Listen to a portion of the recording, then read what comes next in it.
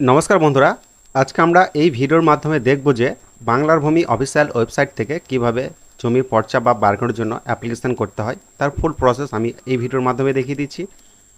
তো বারকোড বা পর্চার জন্য অ্যাপ্লিকেশন করার জন্য আমাদের যেটি করতে হবে, আমরা বাংলা ভূমি যে অফিসিয়াল ওয়েবসাইট সেটাকে ওপেন করে নেব। এরপর আমাদের সামনে এই ধরনের পপ আপ মেসেজ আসবে, আমরা এটাকে ক্লোজ করে দেবো।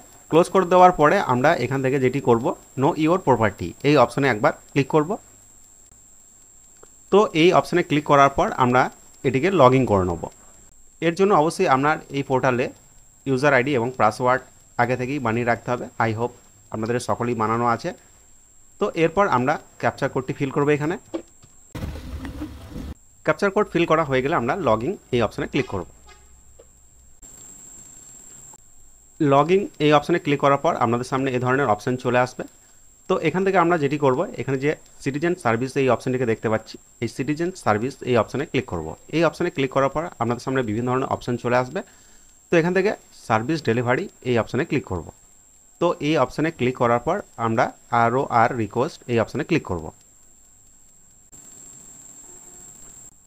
তো এই অপশানে ক্লিক করার পর আপনাদের সামনে এই ধরনের ডিসক্লেমার আসবে, এটাকে আপনারা কেটে দিতে পারেন বা এক্সিট করে দিতে পারেন। এরপর আমাদের কিছু ডিটেলস এখানে ফিল করতে হবে। তো আমরা প্রথমেই আমাদের যে ডিস্ট্রিক্ট সেটাকে সিলেক্ট করে নেব।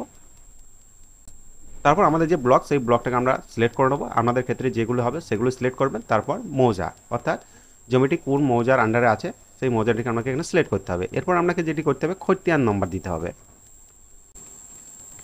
খতিয়ান নম্বর দেওয়া হয়ে গেলে আপনাকে যেটি করতে হবে, এখানে আপনাকে ফার্স্ট নেম দিতে হবে, অর্থাৎ যে ব্যক্তির নামে আপনি বারকোডের জন্য অ্যাপ্লিকেশন করতে চাইছেন, অর্থাৎ যার নামে জায়গাটি রয়েছে। তো আমি নামগুলো এক একে ফিল আপ করে নিচ্ছি। এখানে ফার্স্ট নেম এবং মিডল নেম দিয়ে দিয়েছি, যেহেতু ব্যক্তির মিডল নেম রয়েছে। এরপর আমরা লাস্ট নেম দিয়ে দেবো। এরপর সেই ব্যক্তির বাবার নাম। বাবার নাম দেওয়া হয়ে গেলে আমাদের এখানে অ্যাড্রেস লাইন 1, 2, 3 এগুলো ফিল করতে হবে। তো আমরা প্রথমেই অ্যাড্রেস লাইন 1-এ আমাদের গ্রামের নাম এবং পোস্ট অফিস দিয়ে দিলাম, এবং অ্যাড্রেস লাইন 2-তে আমরা পুলিশ স্টেশন দিয়ে দিলাম, এবং অ্যাড্রেস লাইন 3-তে আমাদের ডিস্ট্রিক্ট দিয়ে দিলাম। এরপর আমরা যেটি করব, এখানে ক্যাপচার কোড যেটা দেখতে পাচ্ছি এটা সেম টু সেম ফিল করব। ক্যাপচার কোড ফিল করা হয়ে গেলে আমরা ক্যালকুলেট ফি এই অপশানে ক্লিক করব। এই অপশানে ক্লিক করার পর আপনারা দেখতে পাচ্ছেন অ্যাপ্লিকেশন নাম্বার এখানে পেয়ে যাচ্ছেন, কতগুলো পেজ লাগবে সেই পেজের নাম্বার আমরা পেয়ে গেছে, এবং প্রসেস ফ্রি কত টাকা দিতে হবে সেটাও আপনারা এখানে দেখতে পাচ্ছেন। এবার ব্যাপার হচ্ছে পেমেন্টটা কীভাবে করবেন। তার জন্য বিভিন্ন অপশান এখানে রয়েছে, আপনার ক্ষেত্রে যেটি সুটেবল হবে সেটাই ক্লিক করবেন।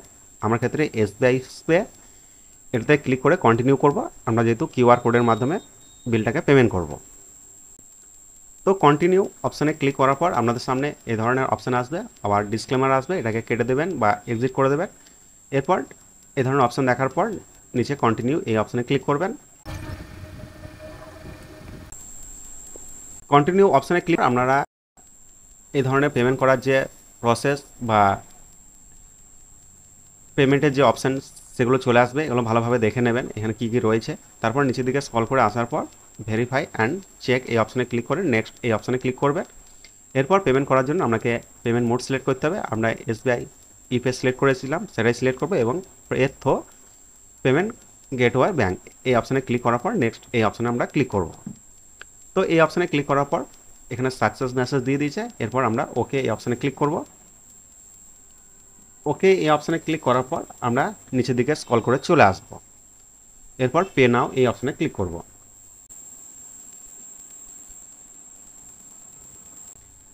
পে নাও অপশানে ক্লিক করার পর আপনাদের সামনে এই ধরনের অপশান চলে আসবে, অর্থাৎ আমরা যে ক্ষেত্রে পেমেন্ট করা সুটেবল হবে সেক্ষেত্রে আমরা পেমেন্ট করতে পারেন।